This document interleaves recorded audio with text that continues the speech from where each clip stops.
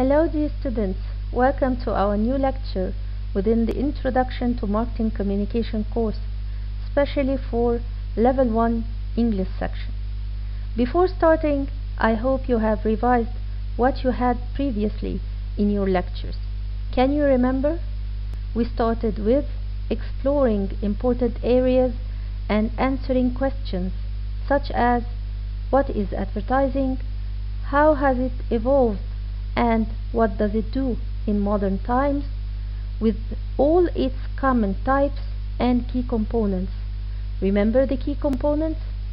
Strategy, message, media, and evaluation.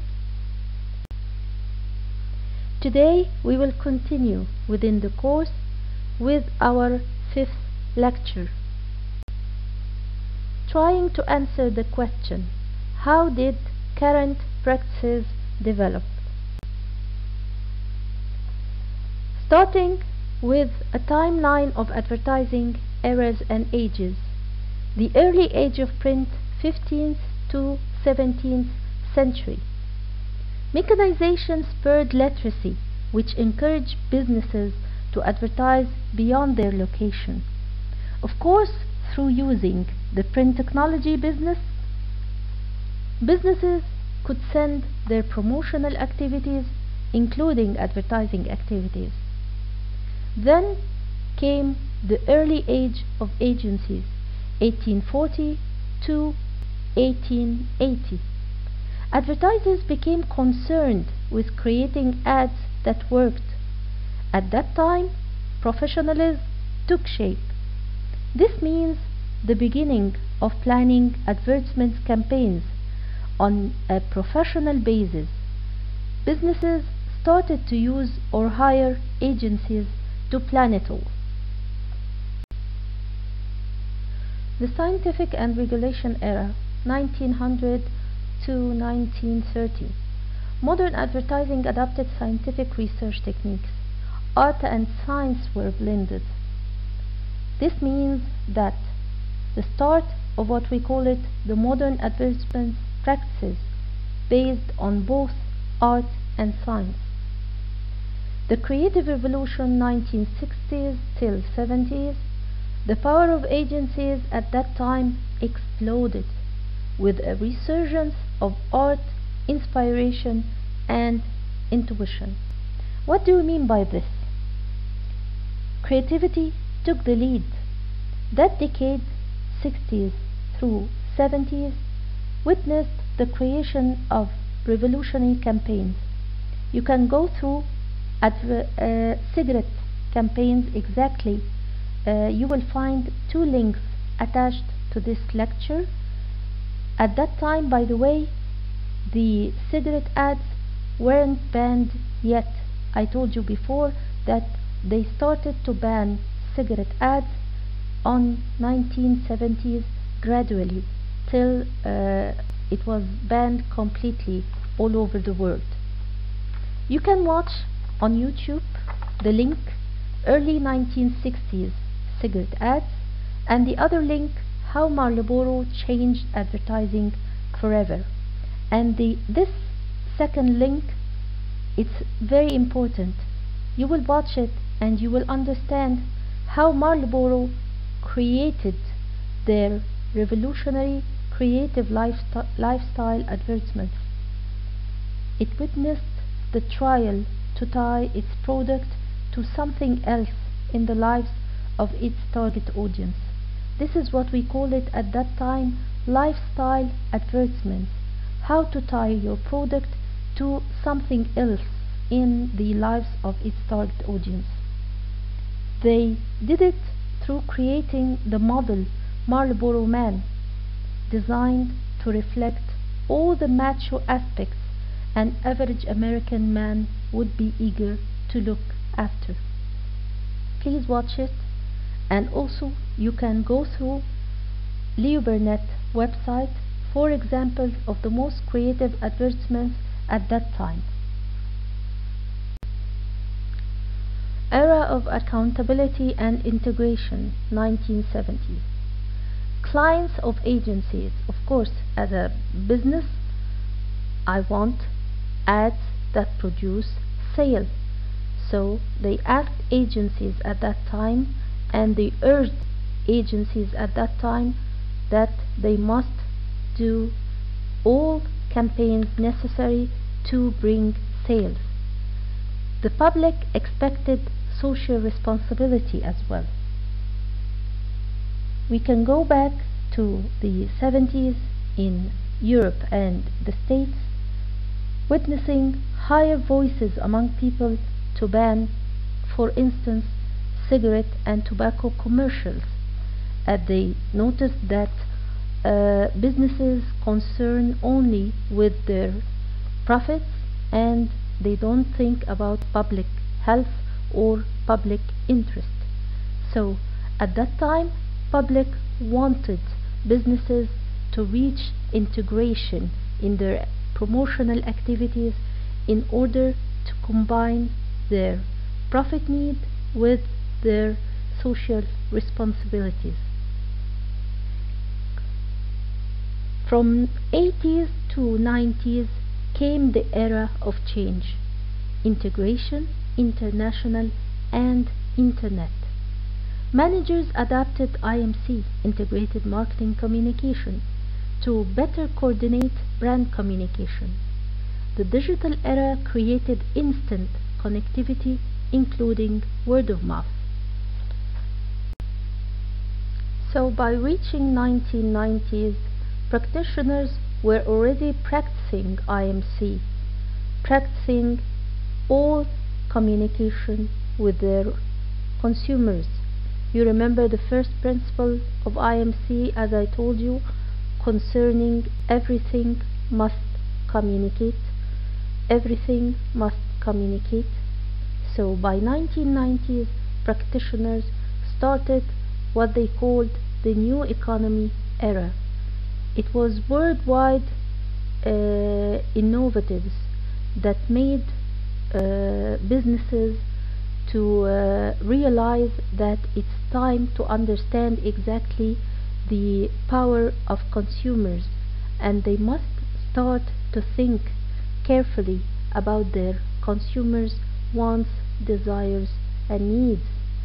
So they paved the way by starting using IMC principles. So when the whole world started the aspects of the new economy, they started to adapt to it. Let's see what that new economy stands for. Today it is fashionable to talk about the new economy. Businesses are operating in a globalized economy. Things are moving at a nanosecond pace. Our markets are characterized by hyper competition, and business must adapt to the empowered consumer. Consumers started to be the strongest part in the marketing process. Businesses must be aware of all their consumers' needs, wants, and desires, as I told you. Businesses must do so they would gain at the end their consumers' acceptance, respect, finally their loyalty, which means at the end more profit. So you may be wondering by now, what's wrong with this lecture? We haven't had a lecture so theoretically since the beginning of theoretically oriented since the beginning of this course. What's wrong? There's nothing wrong. We need to stop and think about all the circumstances that led to the current practices. You remember the lecture started with the question, how did the current practices develop? So we need to go through all aspects, all circumstances leading to the development of the practices. And in order to understand all these circumstances, we need to go back to the comparison between the old economy and the new economy. And this is to answer the question popping in your head right now, listening to this lecture and watching the slides. why we're turning into an economical aspect lectures. No, it's still the marketing communication lectures, but we need to understand what's leading the development of marketing practices. Let's see. The old economy seemed simpler. It was based on the Industrial Revolution. Going through this link, www.history.com/topics Industrial Revolution, you can understand how the Industrial Revolution affected the marketing practices at that time. Managing manufacturing industries, standardizing products in order to bring down costs. This was the main effect of the Industrial Revolution over marketing. Through years of the old economy, the goal was efficiency. You remember, I think, lecture 2, when we talked about efficiency. To accomplish efficiency, the firms were managed from up to down, with a boss on top issuing orders to middle managers, who in turn guided the workers, with no place for thinking of consumers' real desire or demands. They only think of producing more and more units of their goods and to urge people to buy these goods or subscribe to their services.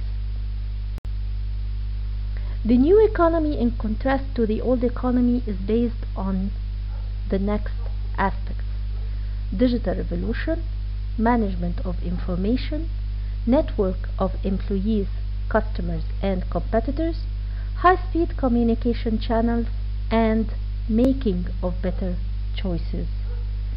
So, why we're having these parts again in a marketing course? The answer lies within the next explanation of each basic aspect of that new economy system. You will find out, going through each aspect, how it's affecting the development of the modern marketing communication practices. So, let's continue. The role of digital revolution in the new economy. Digital revolution has placed more power in the hands of consumers and businesses. Like what? Considering what consumers have today that they didn't have before. Before stands for what? Before stands for the old economy era.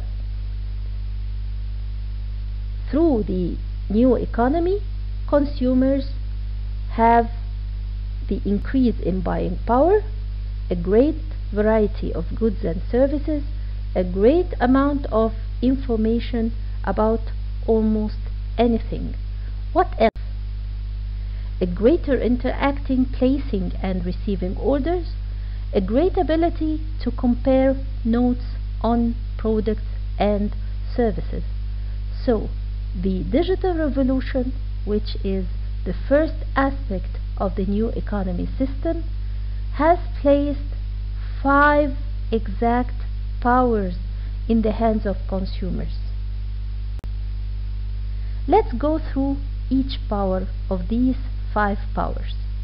The increase in buying power. Buyers today are only a click away from comparing competitor prices and product attributes. Isn't this true? You can compare whatever goods you like to buy. You can compare brands difference, the difference of brands prices just with a click of the internet. They can get answers on the internet in a matter of seconds. They don't need to drive to stores, park, wait online, and hold discussions with salespeople. All these aspects concluding that the consumers have the increase in buying power according to the digital revolution. Our example is the website of Priceline.com or Trivago.com. You're all familiar with Trivago.com. Consumers can even name the price they want to pay for a hotel room or airline ticket and see if there are any willing suppliers to supply them with their exact need. Isn't this just a breakthrough comparing with the old economy system? The second aspect with the digital revolution, placing power in the hands of consumers, is giving consumers a greater variety of available goods and services. Today, a person can order almost anything over the internet: furniture, washing machine, management consulting, medical advice, anything you can think of. Our example is Amazon.com. Advertises itself as the world's largest bookstore with over 3 million books. Not a thing you can find a real bookshop, a real physical bookshop. So the digital revolution gave the consumer a greater variety of available goods and services. Furthermore, buyers can order these goods from anywhere in the world, helping people living in countries with very limited local offerings to achieve great shopping opportunities overseas or from all over the world. This is exactly what the new economy era made as a change in the marketing practices. Third capability or third power the digital revolution made to consumers was a great amount of information about almost anything. People can read almost any newspaper in any language from anywhere in the world. They can access online encyclopedias, dictionaries, medical information, movie rating, consumer reports, and countless other information sources. Greater interacting, placing, and receiving orders. This is the fourth power given to consumers by the digital revolution. Today's buyers can place orders from home, office, mobile phone 24 hours a day, 7 days a week, and the orders will be delivered to their home or office quickly. And nowadays, during these circumstances, we're experiencing the greatness of this influence of the digital revolution on our lives. Fifth, ability to compare notes on products and services. This is the fifth power the digital revolution is giving to consumers. Today's customers can enter a chat room centered on some area of common interest and exchange information and opinions. That's true. So, the digital revolution placed powers in the hands of consumers and also placed capabilities in the hands of businesses, considering what businesses can do today that they couldn't do before. Think. Exactly 3 capabilities. Companies can operate a powerful new information and sales channels. Companies can collect richer information about markets, customers, and competitors. Companies can speed up internal communication among employees. This is exactly what businesses experiencing according to their usage of the digital revolution tools. Let's explain each capability. Companies can operate a powerful new information and sales channel. Of course, by establishing one or more websites, company can list its products, services, history, business philosophy, job opportunities even, Other information of interest to visitors. Going through website made each business counts for its efficiency. Unlike the ads and brochures of the past, the internet permits them to transmit almost unlimited amount of information. Each company has the option of turning its website into a sales channel as well as information channel. Furthermore, since the internet is worldwide, people from anywhere in the world can learn about the company and place orders. So, just remember, we're talking about the capabilities that the digital revolution made in the hands of businesses. The second capability, companies can collect richer information about almost anything. Markets, customers, competitors, everything. You know, businesses can arrange for focus groups, send out questionnaires, and gather primary data in several other ways. How many times you have received phone calls asking, after subscribing in any service or any website for any business, you receive phone calls from customer service, from call centers, asking you about your opinion of the service, if you're using it or benefiting of it, or even asking you about the efficiency of the system itself on the internet for this business.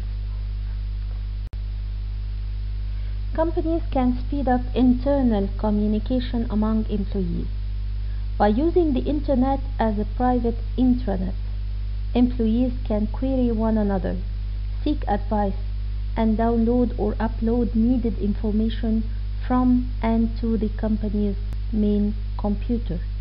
So not only companies can use the internet in order to reach out for their customers, but also they can use the internet to empower their achievements within their employees, to encourage employees to have their most talented or most achievable talents through a good working circumstances. This happens through establishing intranet. This intranet concerning employees. Employees can reach each other through this intranet of the company, seeking advice, downloading, uploading needed information, whatever they can do inside the company. This would lead to a good opportunity for the company to alleviate the circumstances or the positive circumstances for their own employees. The new capabilities unleashed by the information age will lead to new forms of marketing and businesses. The old economy was characterized by mass production, mass consumption, stores overstuffed with products, ads everywhere, exaggerated prices, followed by big sales. Yes, exactly. You remember when I told you through the eras and ages of advertising, at the early eras, they were the only concern of the businesses was to how to convince people to buy and how to make mass production big quantities of their goods units in order to overcome their competitors in the same business. So by the old economy marketing practices, it was based upon mass production, mass consumption, and lots of ads everywhere. because I need to urge my customers to buy my brand rather than buying my competitors.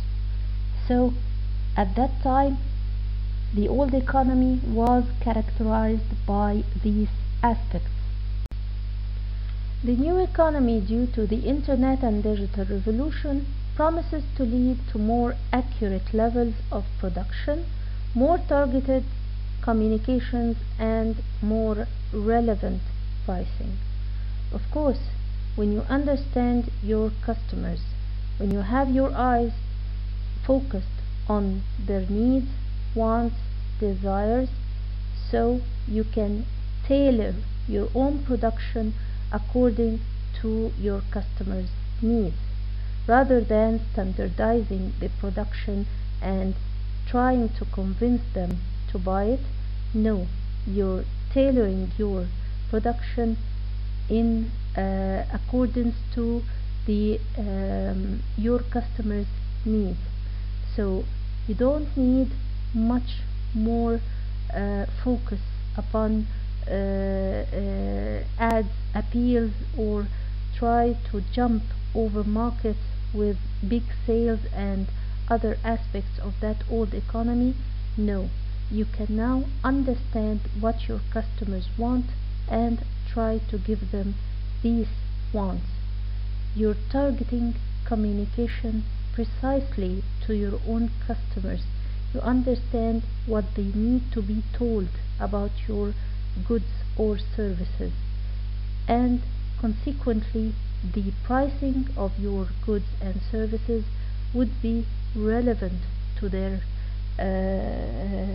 circumstances, economical aspects, and also to achieve your expecting profits. So the new economy, based on the internet, the digital revolution, gave more capabilities and more power to the consumers and businesses.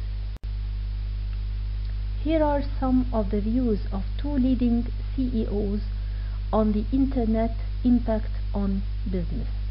To wrap things up within this lecture, I would like to emphasize on two quotations. One of the chairman of IBM, saying that every now and then a technology comes along that is so profound, so universal, that its impact will change everything. It will transform every institution in the world. It will create winners and losers. It will change the way we do business, the way we interact with our customers. This is exactly the meaning or the emphasis on the internet impact on businesses. The other quotation is said by Bill Gates, the ex-chairman of Microsoft, saying, "The internet is not just another sales channel. It will transform your business to your customers' homes. Any company will have to operate through a digital nervous system depending on the internet." So the new power raised by the digital revolution will lead to new forms of marketing and business, and this is exactly the core of our lecture today. How marketing changed under the impact of these new forces in the new economy. Marketing deals with identifying and meeting human and social needs. One of the shortest definitions of marketing is meeting needs profitably. What do we mean by this? In order to achieve profits, you have to tailor your production to your customers' needs. So whenever you want to practice a real efficient marketing practices, you need to understand exactly that you have to meet your customers' needs. And this is exactly the shortest definitions of marketing: meeting needs profitably. So, with the new economy model, this means change or die. Companies have to rethink their business models, their customers' needs, define their target markets, and improve their value offerings. This is all due to the new economy aspects. And now, to practice what we had through this lecture, I want you to think carefully about answers for this question: how these companies succeeded in rethinking their marketing programs according to changes occurred in the Egyptian market all through the past 20 years. Nestle, Pepsi, Coca-Cola, and Egypt Air. With this, we come to the end of our lecture. Please revise it by heart, waiting for your comments, questions. Till we meet again, take care of yourself. Bye bye.